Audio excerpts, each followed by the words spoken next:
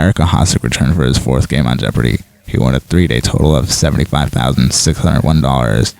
My imbalanced instruction was, our champion, Eric Ahasic, may consider himself a cat man, but when it comes to hunting down the daily doubles, he seems to align more with a Labrador Retriever. In his first 3 games, he has tracked down 8 of the 9 daily doubles and responded correctly to 6 of them. It's an impressive skill that I'm sure he is hoping to continue to hone in today's game, but I have a feeling our new players, Allison and Sean, will have something to say about that. I love the energy from Allison and Sean, especially Allison. There have been a few potpourri-related categories recently. In this case, it's pumpery. He got both daily doubles. Eric got all 3 of the daily doubles. The first daily double is a true daily double, wagering $1,400. He answered correctly, and that took him to $2,800. There was almost a career theme in the mini-anecdotal interviews. Mayim asked Allison what her inspiration was to become a lawyer. Allison McDonald, a lawyer from Randolph, New Jersey. What was your inspiration for becoming a lawyer? She answered, so I was working as a chemist like you do. And I knew I wanted to change, but I didn't really know kind of what direction. I thought about law school for like half a minute and said, I can't do that. I didn't know the first thing about being a lawyer.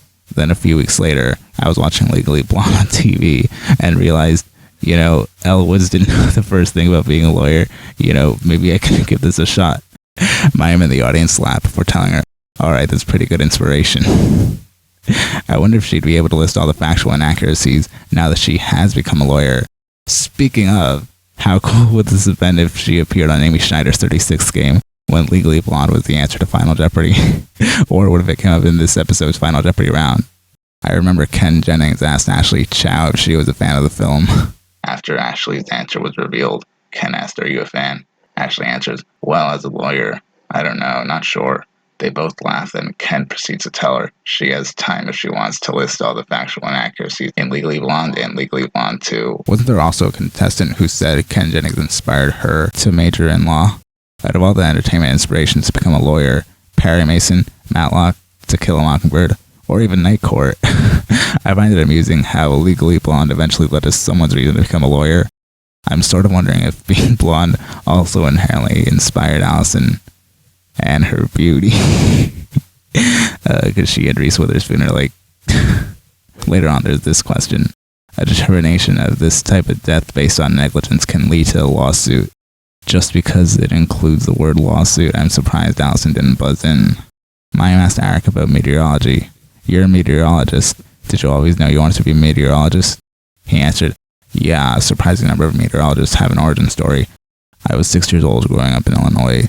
We had a tornado through my hometown, and ever since that day, I've just been fascinated by the wonder of nature, and here we are 25 plus years later still doing it. 6 plus 25 would be 31. I'm currently writing this 4 days after it's airing on the 9th of June, meaning this was filmed in late March or early April. Eric might be the same age as Matt Amodio or Jonathan Fisher. The one-letter name change was a difficult category, as only one of the questions was answered. Nobody buzzed in to answer any of the other 4. One of the questions was a 1980s New York governor and a 2000 First Lady of California. Nobody buzzed in. I knew the 2000s First Lady of California was Maria Shriver because she was married to Arnold Schwarzenegger at the time. Arnold was such a lucky man in the 2000s. I wonder if Ryan would have known this. That would have also been a fun opportunity to hear his impression in one of the answers. I can't do a Schwarzenegger impression. Since the one-letter name to category was the last one they got to, nobody answered the last question in Single Jeopardy. Sean was in second place at $3,800, Allison was in third place at $3,200, and Eric was in the lead at $8,400. Eric got a daily double almost immediately at the start of Double Jeopardy. He made it a true daily double, got it right, and went to $17,600. He got the very next question right and went to $18,800. The amount Ryan won in his first game, which would mean Eric increased his score by $10,000 exactly in just the first 3 questions in Double Jeopardy alone. Eric got the second daily double in Double Jeopardy, and Mayim told him, oh, is right. He wagered $5,000 this time, got it right, and went to $27,000. All 3 daily doubles were answered correctly. Horseshoe Falls and Helmcken Falls. How did Eric get the very next question wrong? Remembering Canadian contestants playing against Ryan, and Ryan having traveled to Canada, I wonder how quickly they would have answered this. the Tifos in Vatnajökull National Park. After Eric answered, "What is Iceland?" Mayim told him, "Yes, you can probably tell by my excellent Icelandic pronunciation." The audience laughed. Nobody answered the last question in Double Jeopardy. Sean was in third place at 5,800. Allison was in second place at 10,400. And Eric was in the lead at $32,600. The final Jeopardy category was children's literature. The question was, first published in French in 1943, this book has been called the most translated non-religious work, rendered into more than 300 languages. I thought The Tale of Genji was the most translated non-religious work. I was in French club in high school, and I took a few French courses in college. I am disappointed and surprised whatever the answer is didn't come up.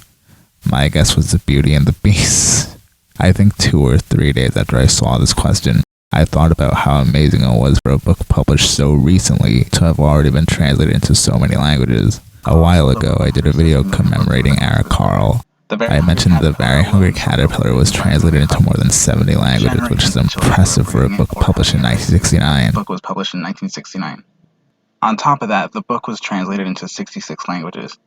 Generations of children all over the world loved this book. Comparing these two books, I wonder how many languages it has to be translated into to be considered a worldwide success. The answer was The Little Prince.